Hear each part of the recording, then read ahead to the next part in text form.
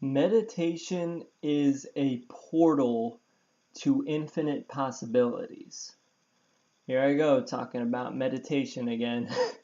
But it really is the most important thing you can do because it leads you to so many skills and so much awareness that I can't even tell you what you're gonna come across because I don't know what you're going to access once you start meditating. So, first of all, meditate on a daily basis. It doesn't matter what you do, what kind of meditation. It doesn't even have to be that long.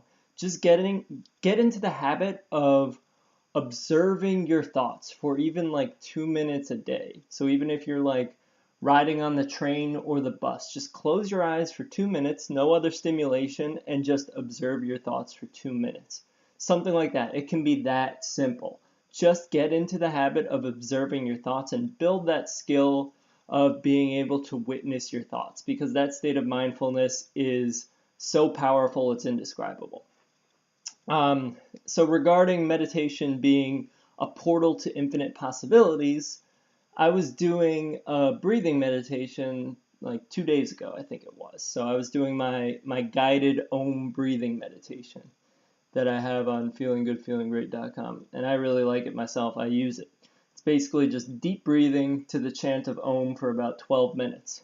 And afterwards, I always get into a very, very deep state. After deep breathing, I basically go into the void. I go into this state of no thought.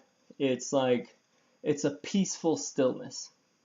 So from this space, I don't even know how this came up or why I was focusing on my jaw region, but I gained awareness of this tension, and it was almost like a pattern that I would like curl my chin and my lip. It's hard to describe it, but I felt it, and I felt that it was a pattern. It was like a movement pattern in these muscles around my chin and like the lower part of my jaw and my lower lip as well. And I realized for the first time that it's really subtle too. It's nothing that anyone else is going to notice. That's why I had to be in such a deep state to even realize this was going on. So I noticed that it was a very, very subtle contractory pattern going on. And it doesn't happen that often, but for some reason I intuitively knew it was from, it stemmed from a couple experiences when I was in like 8th or ninth grade. So I was like 13, 14 years old. And I knew exactly what those experiences were, or at least a couple of them. So during this point in my life, I was like really, really quiet. I was in a school system that there were a lot of rich kids, there were a lot of cliques. You know, everyone was trying to be popular, and I was really quiet.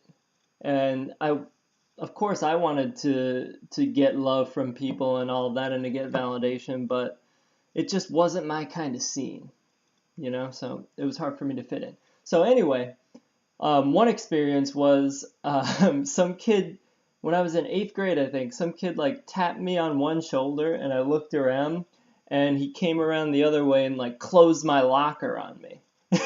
So that was like, because I didn't, even though I was quiet, I didn't get bullied that often because I was able to actually display some strength and muster up some form of self-confidence. I don't know how, but I did. But occasionally that stuff would happen, and that was like, and since I'm a hypersensitive person, and I was more sensitive before, those things would hurt me deeply. Like I didn't do anything to this kid who was bigger than me, and he just closes my locker on me and runs away laughing. So it was like kind of shocking.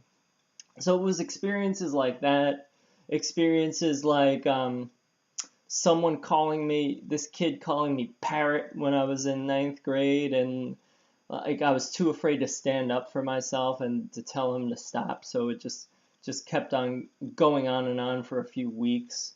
So that tension, that movement pattern, that subtle muscle contraction was tied to those kind of experiences. And I went through specifically those two experiences and I tied it to that movement pattern. So I guess my reaction to that, because I was holding that emotion in, that's how I held it. It was like a combination of frustration, anger, sadness, and our face holds so much tension. Okay, so I was able to realize that just by going into a state of meditation, and it really blew my mind.